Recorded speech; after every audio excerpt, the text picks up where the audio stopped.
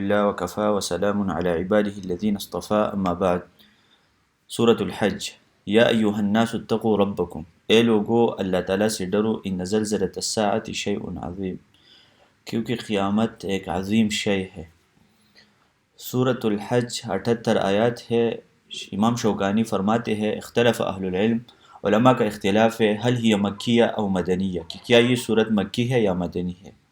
فاخرج ابن مردوی عن ابن عباس قال نزلت سورة الحج من مدینہ، ابن عباس سے روایت ہے کہ سورۃ الحج مدینہ میں نازل ہوئی ہے، اور عبداللہ بن الزبیر سے بھی اسی طرح روایت ہے۔ واخرج ابن المنذر عن قتادہ قال نزل بالمدینہ من القرآن الحج غیر 4 آیات مکیات، اور قتادہ سے نقل ہے کہ مدینہ میں سورۃ الحج نازل ہوئی ہے، صرف اس کی 4 آیات مکی ہے، باقی پوری سورت مدنی ہے۔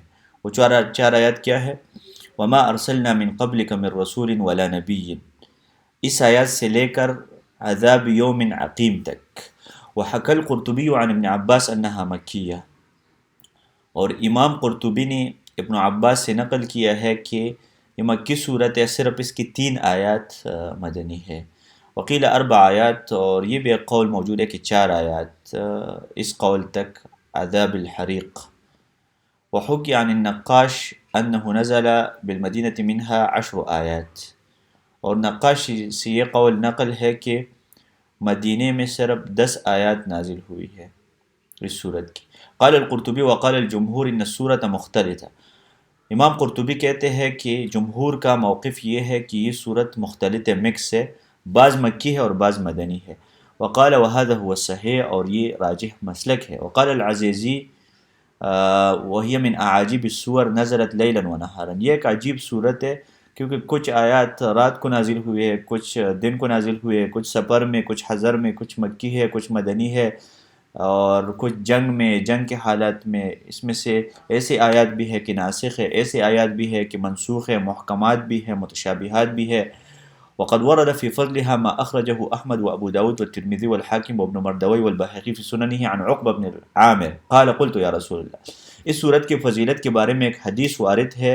عقبہ ابن عامر فرماتے ہیں کہ میں نے پیغمبر سے سوال پوچھا، یا رسول اللہ افضلت سورة الحج على سائر القرآن بسجدتين، کیا سورة الحج کو یہ فضیلت حاصل ہے کہ باقی قرآن میں کہ کسی صورت میں 2 سجدے نہیں اور اس میں 2 سجدے ہیں؟ قال نعم، پیغمبر نے کہا فمن لم يسجدهما فلا يقرأهما، اگر کوئی یہ 2 سجدے نہیں کرنا چاہتا تو وہ اس صورت کو نہ پڑھے۔ قال الترمذی هذا حدیث ليس اسناده بالقوی، امام ترمذی کہتے ہیں کہ اس حدیث کی سند قوی نہیں ہے۔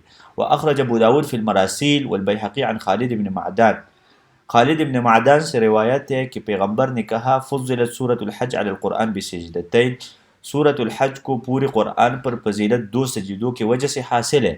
واخرج سعید بن منصور وابن ابی شیبہ والاسماعیلی وابن مردوی والبیہقی عن عمر انہ کان یسجد سجدتین، عمر رضی اللہ عنہ سے روایت ہے کہ وہ 2 سجدے کرتے تھے سورۃ حج میں۔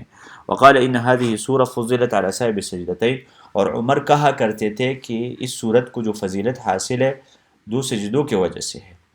وقد روی عن کثیر من الصحابہ ان فیها سجدتین، اور بہت سارے صحابہ سے یہ مروی ہے کہ اس میں 2 سجدے ہیں۔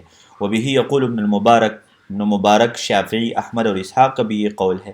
وقال بعضهم ان فیها سجدة واحدة، البتہ بعض علماء کا موقف ہے کہ اس میں ایک سجدہ ہے، اور یہ سفیان ثوری کا قول ہے۔ واخرج ابن ابی شیبہ عن ابن عباس وابراہیم النخعی لما جر الكلام في خاتمة السورة إلى ذكر الإعادة وما قبلها وما بعدها، بدأ سبحانه في هذه السورة بذكر القيامة وأحوالها حثا على التقوى التي هي أنفع زاد فقال،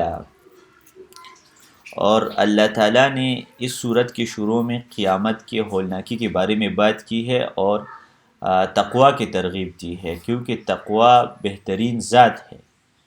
یا ایھا الناس اتقوا ربکم، اتقوا ربکم کا مطلب کیا ہے کہ اللہ کی سزا اور عقاب سے ڈرو، بفعل ما امرکم به من الواجبات، جن واجبات کا حکم اللہ تعالیٰ نے دیا ہے اس کو کرو، وترک ما نہاکم عنہ من المحرمات، جن محرمات سے اللہ تعالیٰ نے منع کیا ہے ان سے منع ہو جاؤ۔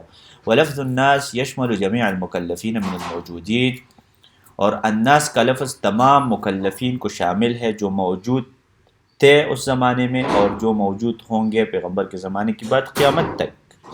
وقد قدمنا طرفا من تحقيق ذلك في سورة البقرة وجملة إن زلزلة الساعة شيء عظيم تعلیل لما قبلها. یہاں پر ان تعلیل کے لیے ہے. تعلیل کے لیے جب ان ہوتا ہے تو اس کا مطلب یہ ہوتا ہے کیونکہ، یعنی اللہ کا تقوی اختیار کرو، اللہ سے ڈرو. کیوں اللہ سے ڈرو؟ کیونکہ قیامت یہ ایک عظیم شے ہے. والزلزلة شدت الحرکہ، زلزلہ یہ فعللہ مصدر ہے باب دحرجہ سے، اور شدت حرکت کو کہا جاتا ہے، اور اصل میں یہ زل عن الموضع سے لیا گیا ہے. زل کا مطلب ہے قدم پہ سل جانا، ایک جگہ سے ہٹ جانا، حرکت میں آ جانا. وزلزل اللہ قدمہ، اور عرب کہتے ہیں کہ اللہ نے اس کے قدم کو مزلزل کر دیا، یعنی حرکت تھی.